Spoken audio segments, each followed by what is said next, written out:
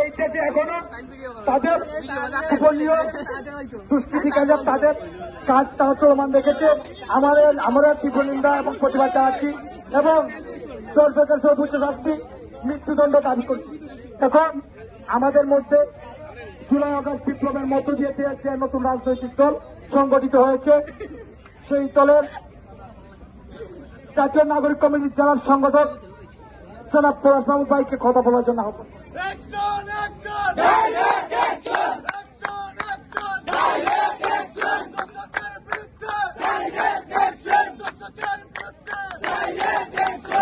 বিসমিল্লাহির রহমানির রহিম। আমরা যুবক সৃষ্টিকারী কোন কর্মসূচি দিতে চাই না। আমরা জানি এই ঢাকা সিলেট মহাসড়কে এখন অনেকগুলো গাড়ি দাঁড়িয়ে আছে এবং রোজার মাস, আমাদের ভাইয়েরা যারা রোজা আছেন তাদের অনেক কষ্ট হচ্ছে। এই জন্য আমরা প্রথমেই আন্তরিকভাবে ক্ষমা চেয়ে নিচ্ছি। বন্ধুগণ, আপনারা জানেন কোন প্রেক্ষাপটে আজকে আমরা রাজপথে দাঁড়িয়েছি। যখন 6 বছরের মেয়ে পর্যন্ত নিরাপদ নয়, আজকে দেশের আইন শৃঙ্খলা পরিস্থিতি কতটা অবনতির দিকে গিয়েছে।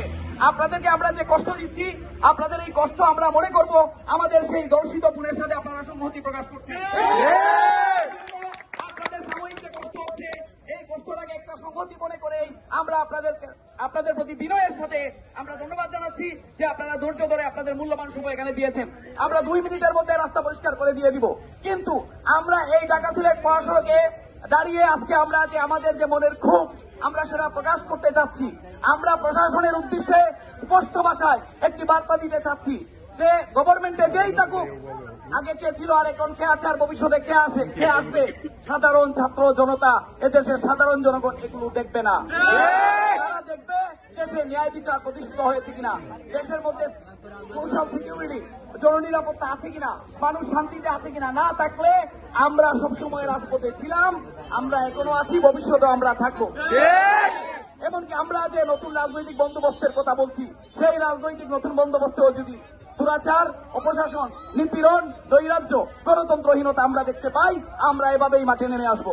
আমরা বিশেষ কোনো ব্যক্তি বা বিশেষ কোনো দল বা বিশেষ কোনো ব্যক্তির অন্যায় কোনো বিষয়ের সাথে কখনোই আপোষ করব না। এটাই ছিল জুলাইয়ের স্পিরিট, এবং আমার দৃঢ় বিশ্বাস ছাত্র জনতা এবং সাধারণ নাগরিক যারা আছেন এই বাংলাদেশের এই দিনারপুর অঞ্চলের এই হাইওয়ে এলাকার, তারা এর সাথে একাত্মতা পোষণ করবেন। আমরা নবীগঞ্জ বাহুবলের প্রশাসনের উদ্দেশ্যে বলতে চাচ্ছি, যদি মিডিয়ার কল্যাণে এই বার্তা আপনাদের কান পর্যন্ত পৌঁছায়, আমরা বিনয়ের সাথে বলতে চাই, বাহুবলের জনাব এসপি, আপনি নবীগঞ্জ বাহুবলের দায়িত্বে আছেন, এখানকার লোকাল টিএনও যিনি আছেন এবং আমাদের এখানকার ওসি যিনি আছেন, আপনাদেরকে বলতে চাই, আপনারা হাসিনার রাজত্বের কথা ভুলে যান। আপনারা যেভাবে ম্যানেজ করে কতিপয় নেতাদেরকে ম্যানেজ করে 2 লক্ষ মানুষের উপরে নিপীড়ন করেছেন, 20 জন মানুষের পা ছেড়েছেন আর 2 লক্ষ মানুষের উপরে নিপীড়ন করেছেন। আগের দিন বাগে খেয়েছে, এই সুযোগ ছাত্র জনতা দিবে না। বন্দোবস্তের যে নেতৃবৃন্দ, তারা কখনোই প্রশাসনের সাথে কোনো আতাতের রাজনীতিতে যাবে না। আপনারা আমাদেরকে ম্যানেজ করতে পারবেন না, এই চেষ্টা করে লাভ নাই। তার চেয়ে আপনারা লোকাল যে প্রবলেমগুলো আছে সেগুলো সলভের জন্য রাস্তায় নামুন, মাঠে নামুন, ছাত্র জনতা আপনাদের পাশে দাঁড়াবে। আমাদের পাহাড়ি অঞ্চলের পাহাড় কেটে ফেলছে ভূমিকে খুঁড়া, আপনারা এর জন্য ব্যবস্থা নিন। আপনি কোন বিশেষ পলিটিক্যাল পার্টিকে ভয় পাবেন না, ছাত্র জনতা আপনাদের পাশে থাকবে। ডাকাতি হচ্ছে, প্রশাসনকে আপনারা তৎপর হতে বলুন, প্রয়োজনে আমাদেরকে বলুন, আমরা টিম করে দিব, আমাদের স্বেচ্ছাসেবক দিব আপনাদের সাথে। আপনারা আমাদের পার্শ্ববর্তী এলাকায় একটা মার্ডার হয়েছে, দিনের বেলা এক মহিলাকে হত্যা করা হয়েছে তার বাসভবনে ঢুকে। আমরা এর এখনো পর্যন্ত দৃশ্যমান কোন তদন্ত দেখতে পাই নাই।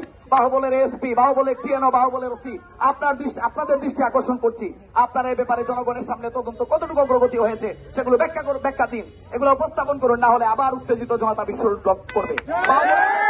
তারা পুষছে খুবই, আমরা বহু কষ্টে তাদেরকে নিবৃত্ত করেছি, বলেছি ভাই কয়েকটা দিন অপেক্ষা করুন, যাতে করে প্রকৃত দোষীদেরকে চিহ্নিত করা যায়, প্রকৃত দোষীদেরকে চিহ্নিত করে আইনের আওতায় নেওয়া হবে।